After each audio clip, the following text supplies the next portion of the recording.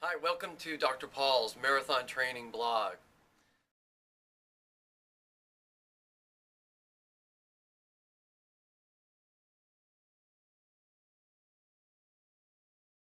I'd like to welcome you to my favorite running store in Santa Monica, Top to Top. Let's get down to the basics for training for a marathon. Consider the average person weighing 150 pounds is going to be putting anywhere between 3 to 4 times their body weight, 50,000 times during the course of a marathon.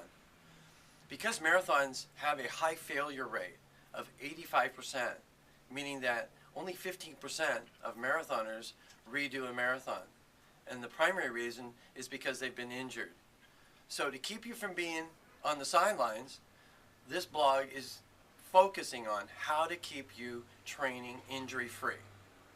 So to consider that the most important part of your running apparel is in the shoes, let's get started there. When you do walk into most running shoe stores, there's probably 100 different shoes to choose from. Let's simplify.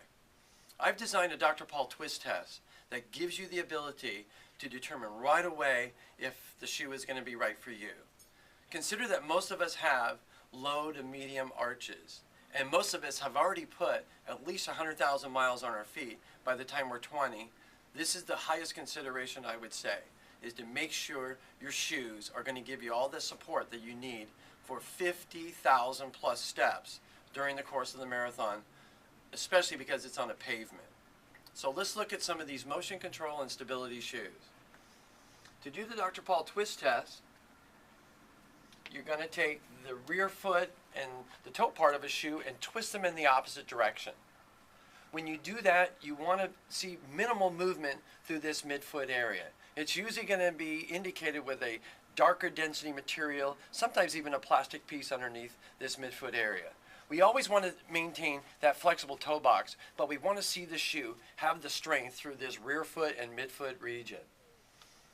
Here's another good motion control shoe where we take the toe and the heel area, twist them the opposite way, no bending through the midfoot. A little bit of plastic there, flexible toe box. Another good stability motion control shoe. We again see that there's minimal movement through this rear foot and midfoot area, but with a flexible toe box. So this is why these are the shoes that we see most marathoners in, and we recommend that they be in so they don't have these common running related injuries.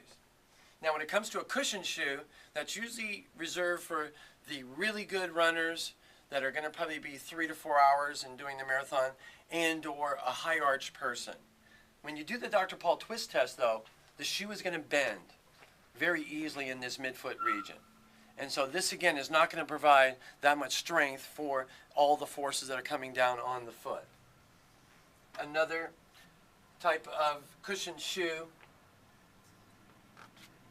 is going to be this one here. Again, when we twist the opposite way, and you see the flexibility in the midfoot area.